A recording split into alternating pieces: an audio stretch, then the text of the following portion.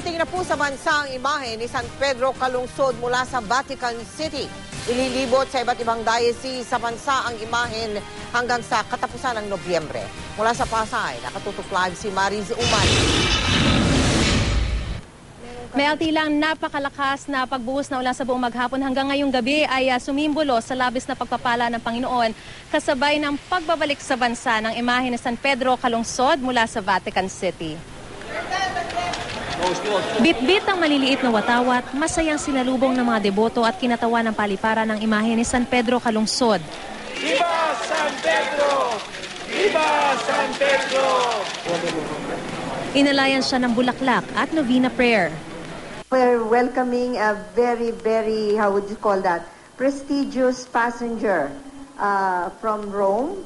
And alam niyo, nakakatuwa because this is such a signal that the Lord loves the Filipinos very much, no? That we can pattern our lives according to the example of Saint Pedro Calungsod.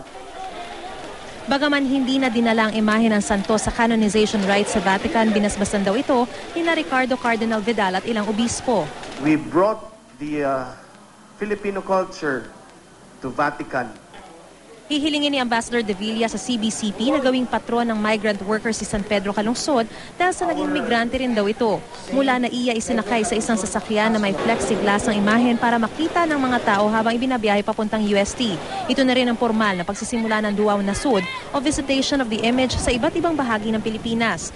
20 diocese ang dadalawin ng imahen hanggang November 30 sa Cebu kung saan magtatapos ang Duaw na Sud.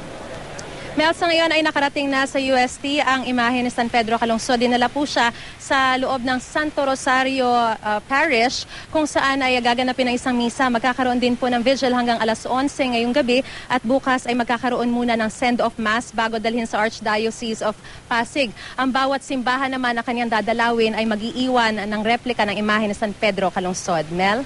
Maraming salamat sa iyo, Mariz Umali.